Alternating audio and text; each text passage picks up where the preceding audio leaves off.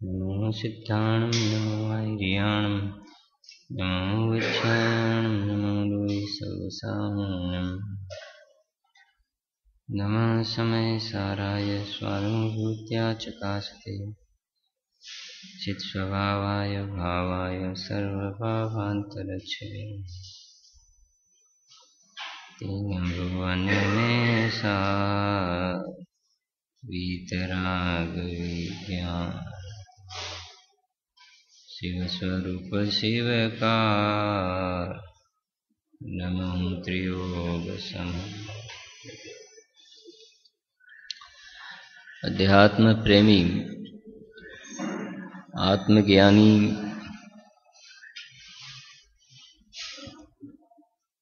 पंडित श्री दौलतराम जी द्वारा रचित छडाळा ग्रंथ में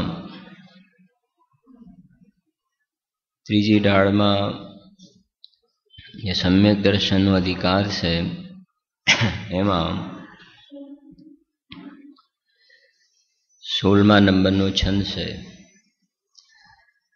प्रथम नरक विन षट्भुज्योतिषवान भवन षण्ढ नारी स्थावर विकलत्रय पशुमेन भजत सम्यक धारी।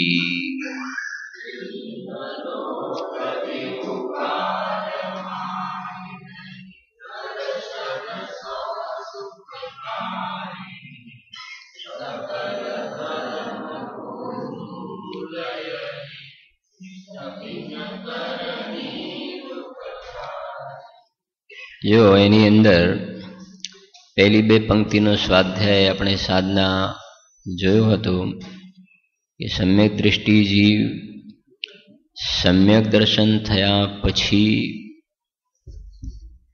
जेटला भव बाकी रहे फरी जाए छे। सम्यक दर्शन थया पछी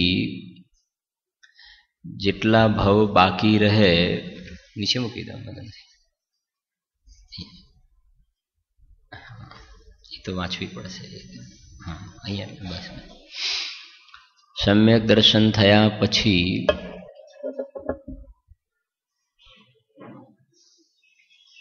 एने भाव बंध ज थई जाय छे एवुं नथी होतुं। सम्यक दर्शन थया पछी ए ज भवे मोक्षे ज चाल्यो जाय एवुं कोई जरूरी नथी।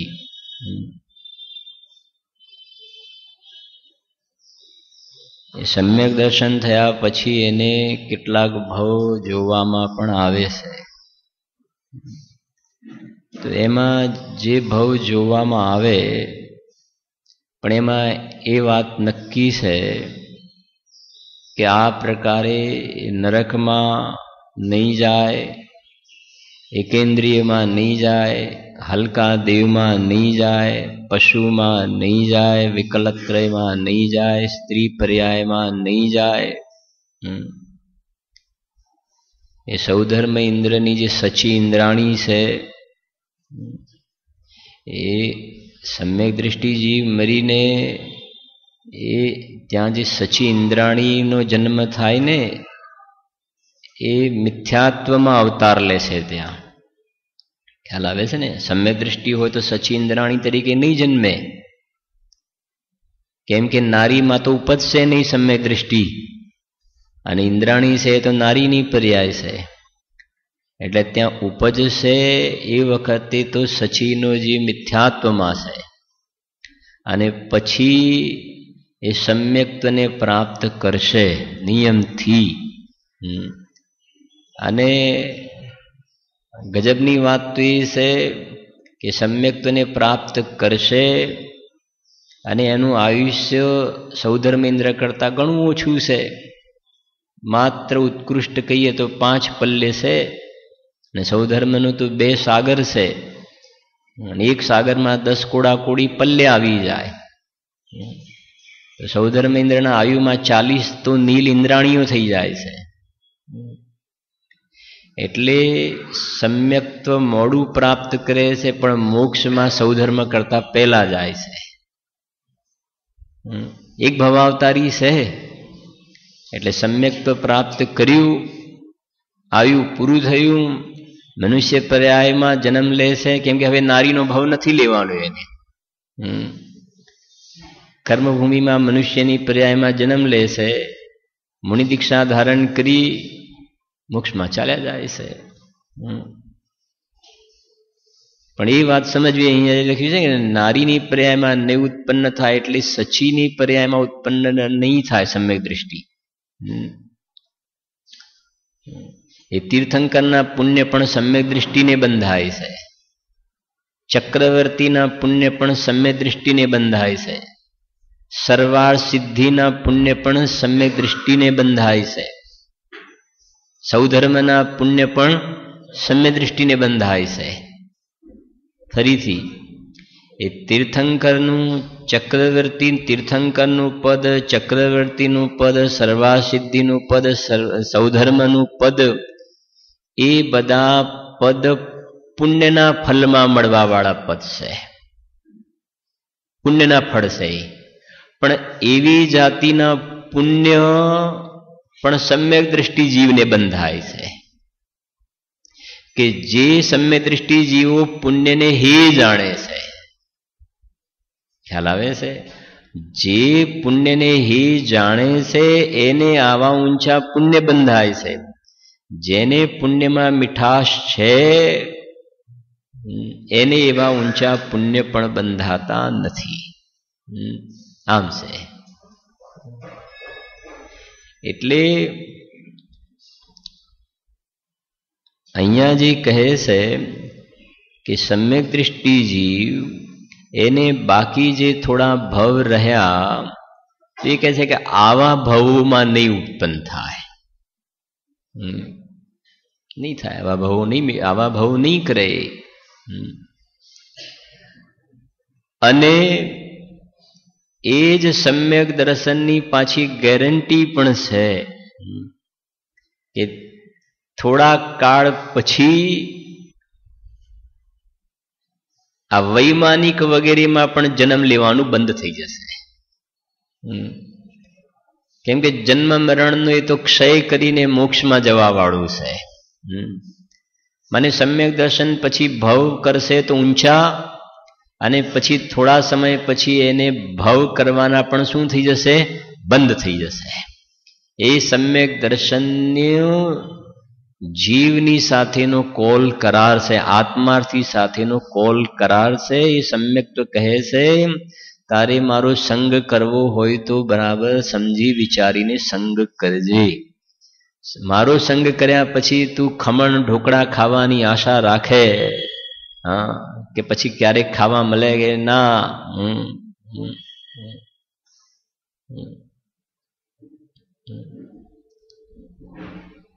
અને સમ્યક દર્શન થાય અને મોક્ષ ન થાય એમ બને નહીં.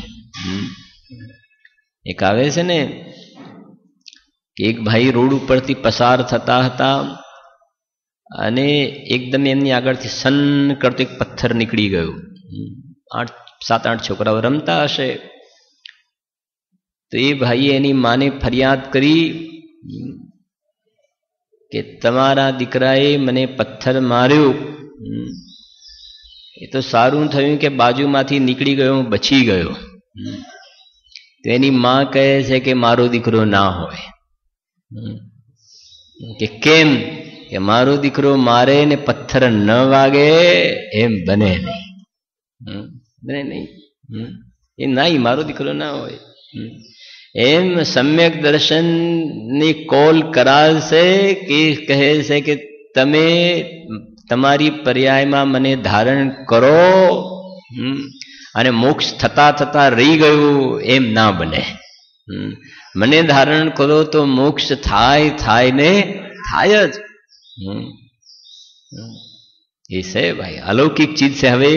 હવેની પછીની 2 લીટીમાં એ તો મહિમા બતાવે છે સમ્યક્ત્વનો. જુઓ, તીન લોક તીહું કાલ માહી નહીં દર્શન સો સુખકારી સકલ ધર્મ કો મૂલય इस बिन करनी दुखकारी। तो पहली લીટીમાં શું કહ્યું કે 3 લોક અને 30 કાલ, 3 લોક माने ऊर्ध्वलोक, मध्यलोक અને અધોલોકમાં તપાસ કરવામાં આવે કે સુખકારી વસ્તુ શું છે, અને 3 કાળ ભૂતકાળની જઈને ફાઇલ ખોલવામાં આવે કે સુખદાયક વસ્તુ શું છે, વર્તમાનની ફાઇલો ખોલવામાં આવે ને ભવિષ્યની ફાઇલ ખોલવામાં આવે। तो कहे છે કે 3 કાળ અને 3 લોકમાં અહીંયા કહે છે સમ્યક દર્શન સમાન કોઈ સુખકારી ચીજ નથી। એટલા માટે હું મોક્ષ માર્ગ પ્રકાશકની એક પંક્તિ હંમેશા કહું છું, તમને ખ્યાલ પણ આવ્યો હશે, ચોથા અધિકારમાં છે શું? હા, સંવર થતા સુખ થાય છે। આ એ તો લખ્યું અહીંયા, संवर थता सुख थाय से। संवर कहो, सम्यक दर्शन कहो, माने सम्यक दर्शन से अने 7मी नरक में से तो सुखी से, अने स्वर्गनो मोटो देव से वैमानिकनो सम्यक दर्शन नथी तो दुखी से। पहली ढाड़ में लख्યું ત્યાં કાઢો, पहली ढाड़नी छेल्ली पंक्ति काढो, पहली ढाड़नी छेल्ली पंक्ति।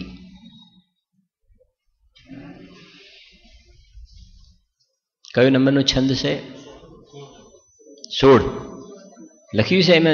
જો વિમાનવાસી વાળી છે ને એ જ છે ને, જો વિમાનવાસી હું થાય सम्यक दर्शन बिन दुख पाय। बस આપણે એટલું લેવું છે અત્યારે। લખ્યું છે જો વિમાનવાસી હું થાય, એટલે આ ભવનવાસી વ્યંતરની જ્યોતિષીની વાત નથી, વૈમાનિક દેવની વાત છે। જો વિમાનવાસી હું થાય પછી શું લખ્યું? સમ્યક દર્શન બિન દુખ પાય। અને એક બાજુ દોલતરામજી કહે છે बाहर नारकी कृत दुख भोगे। હવે આ એક બાજુ નરકને ઊભું કરીએ છીએ, આ સ્વર્ગને ઊભું કર્યું। बाहर नारकी कृत दुख भोगे, નરકની અંદર બીજા નારકીઓ એને અનંત કષ્ટ આપે છે, असंख्य वर्षों सुधी असंख्य प्रकारना दुख भोगवे से त्या। तो बाहर नारकी कृत दुख भोगे, अंतर सुख रस घटाघटी। अंतर सुख रस घटाघटी। राजा श्रेणिकना जीवनी बात करिए तो पहली नरक में से साईक सम्यक दृष्टि से बीजा नारकीओ हैरान परेशान करे से, मार काट चाले से, छेदन भेदन चाले से, मारो कापो चाले से। तो ये वक्ते पण अंतर सुख रस घटाघटी कि केम केम के सम्यक दृष्टि से। अने बीजी बाजू स्वर्गनो वैमानिक देव से पण अंदरमां आत्मानो रस चाख्यो नथी अने 5 इंद्रियना विषयना भोगना रसमां पड्यो छे। तो कहे छे के जो विमानवासी हूँ थाय सम्यक दर्शन बिन दुख पाय। ये विचार करवो जोईए। आ एकला दौलतरामजीए नथी लखी लाइन, दौलतरामजीए लख्युं छे आવું अनंत ज्ञानी पुरुषो आ बात कहे छे, अनंत तीर्थंकरोए कहेली बात से आ।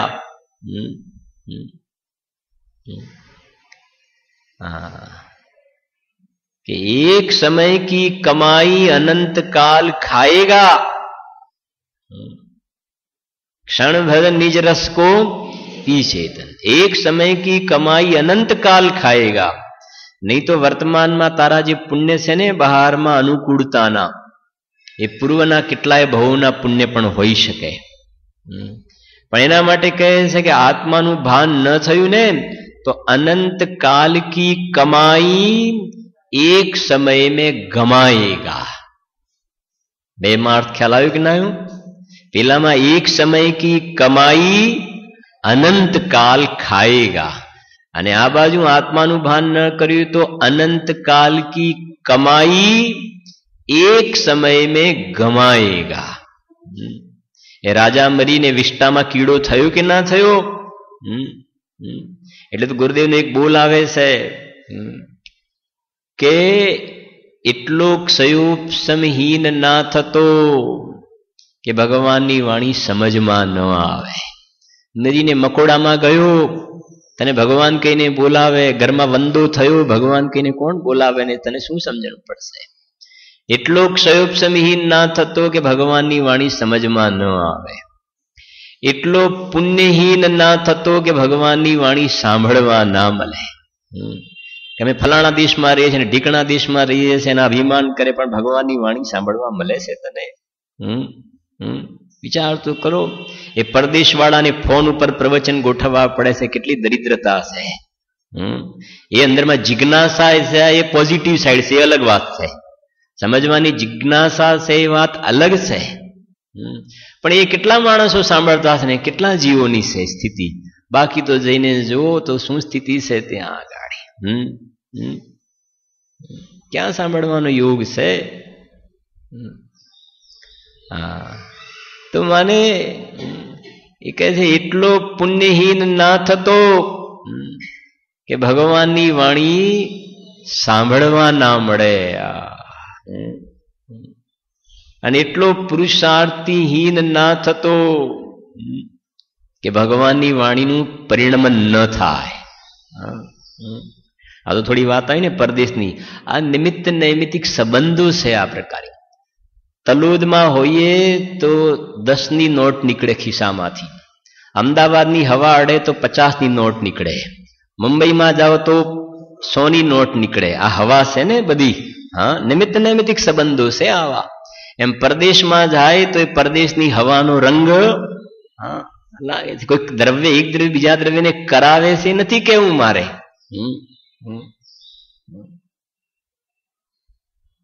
પરદેશમાં અમે આ બધી છૂટ રાખી છે, મને એ હવા છે ને ત્યાંની. હા, ત્યાંના વાતાવરણ એવા છે કે કમસે કમ ડ્રિંક ઉપર ના આવે તો કોલ્ડ ડ્રિંક ઉપર તો આવી જાય. અહીંયા હોય તો કોલ્ડ ડ્રિંક પણ ના લેતો હોય. આ સત્ય વાતો કહું છું, જેને કહેલી સાંભળેલી ને આ તમને કદાચ ખ્યાલ પણ હશે કે અહીંયા અમે બહારનું કોલ્ડ ડ્રિંક પણ નથી લેતા, પણ ત્યાં સેમિનારમાં બધાની સાથે બેસવું પડે તો ત્યાં ડ્રિંક્સ જ આપતા હોય. તો ડ્રિંક્સ ના લઈએ તો કમસે કમ કોલ્ડ ડ્રિંક તો લેવું પડે. તો ત્યાં સુધી તો આવી ગયો ને, એટલો ગ્રાફ તો એનો શું થઈ ગયો? ડાઉન થયો કે ના થયો? અહીંયા રાત્રે પાણી પણ ના લેતા હોય, પણ ત્યાં પણ પાણી લેવાની આપણે શું રાખી દીધી? છૂટ રાખી. એ સ્થિતિ છે ભાઈ. એ કરાવે છે એવું નથી કે હું જીવની અંદરમાં એવો વિલ પાવરમાં ને એવું મનોબળ ને એવું ઉપાદાન હોય તો, પણ એક મુખ્ય રૂપથી આ વાત છે. મુખ્ય રૂપથી જાય છે. આ એ કહે છે ભાઈ, આ सम्यक दर्शन ये कोई अलौकिक चीज है. आई कहजो 3 लोक तीहू काल माही नहीं. दर्शन, दर्शन એટલે અહીંયા सम्यक दर्शन નો અર્થ શ્રદ્ધા. કેમ કે દર્શન નો અર્થ સામાન્ય અવલોકન પણ થાય છે. એક જ્ઞાન ગુણ અને બીજો દર્શન ગુણ. તો ત્યાં દર્શન નો અર્થ સામાન્ય પ્રતિભાસ અને જ્ઞાન નો અર્થ વિશેષ પ્રતિભાસ. ખ્યાલ આવે છે? અહીંયા દર્શનનો અર્થ દર્શન ગુણ નહીં, પણ દર્શનનો અર્થ શ્રદ્ધા ગુણ છે અહીંયા. બરાબર છે? સમ્યક દર્શન અને અનંત દર્શન બેમાં ફરક ખરો કે નહીં? ભગવાનના ચતુષ્ટય કીધા, એમાં અનંત દર્શન, અનંત જ્ઞાન, અનંત સુખ, અનંત વીર્ય. તો અનંત દર્શન એ કયા ગુણની પર્યાય છે? અનંત દર્શન કયા ગુણની પર્યાય છે? શ્રદ્ધા ગુણની કે દર્શન ગુણની? અનંત દર્શન એ દર્શન ગુણની પર્યાય છે. સમજાય છે? અનંત દર્શન દર્શન ગુણની પર્યાય છે, અને સમ્યક દર્શન એ શ્રદ્ધા ગુણની પર્યાય છે. અને અનંત દર્શન, અનંત જ્ઞાન ને પછી અનંત સુખ આવ્યું ને, અનંત સુખ. તો અનંત સુખમાં બે વાત આવી. અનંત સુખની અંદર અનંત સુખ મોહનીય ક્રમનો ક્ષય થયો, એમાં અનંત સુખ પ્રગટ થયું. એ તો તમને ખ્યાલ છે ને, જ્ઞાનાવરણ, દર્શનાવરણ, મોહનીય ને અંતરાય. તો જ્ઞાનાવરણનો ક્ષય થયો તો અનંત જ્ઞાન પ્રગટ્યું, દર્શનાવરણનો ક્ષય થયો તો અનંત દર્શન, મોહનીયનો ક્ષય થયો ને તો અનંત સુખ પ્રગટ્યું. એ મોહનીયના કેટલા ભેદ છે? બે. દર્શન મોહનીય ને ચારિત્ર મોહનીય. તો દર્શન મોહનીય છે ને શ્રદ્ધા સાથે રિલેટેડ છે, શ્રદ્ધા. અને ચારિત્ર મોહની ચારિત્ર સાથે. તો આ દર્શન મોહનીયનો ક્ષય થયો અને ચારિત્ર મોહનીયનો ક્ષય થયો. એમાં જે અનંત સુખ પ્રગટ્યું ને, તો અનંત સુખની અંદર સમ્યક દર્શન અને સમ્યક ચારિત્ર ગર્ભિત છે. ખ્યાલ આવે છે કે નહીં? સમ્યક દર્શન અને બીજું સમ્યક ચારિત્ર. તો ચારિત્ર અને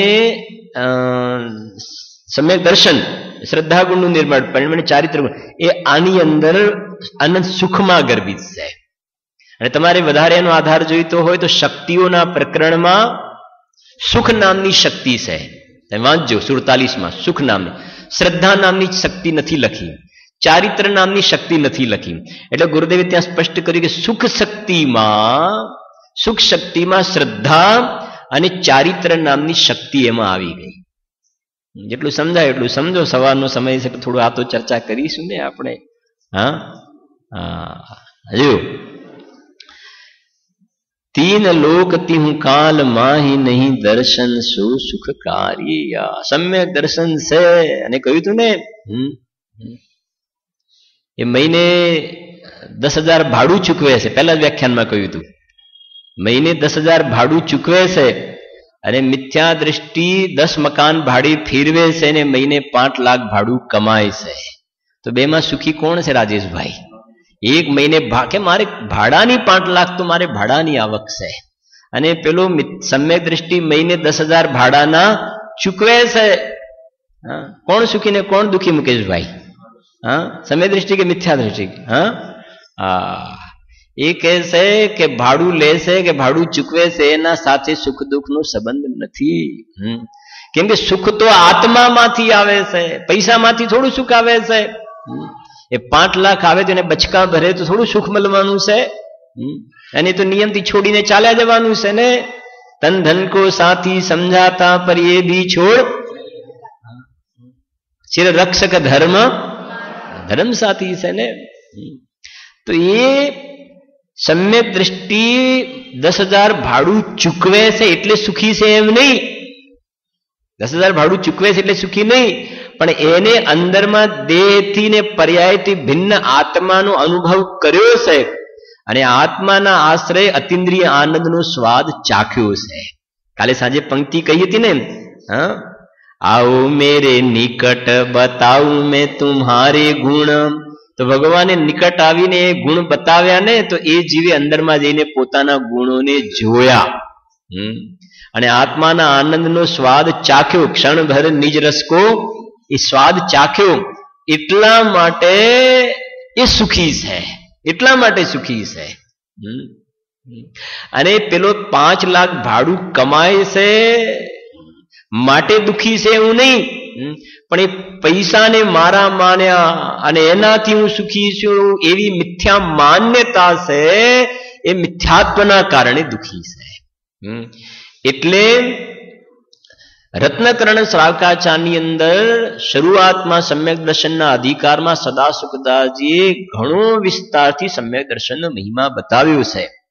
અને ત્યાં એમ લખ્યું છે, સમ્યક દર્શન સમાન 3 કાળ 3 લોકમાં કલ્યાણકારી કોઈ ચીજ નથી.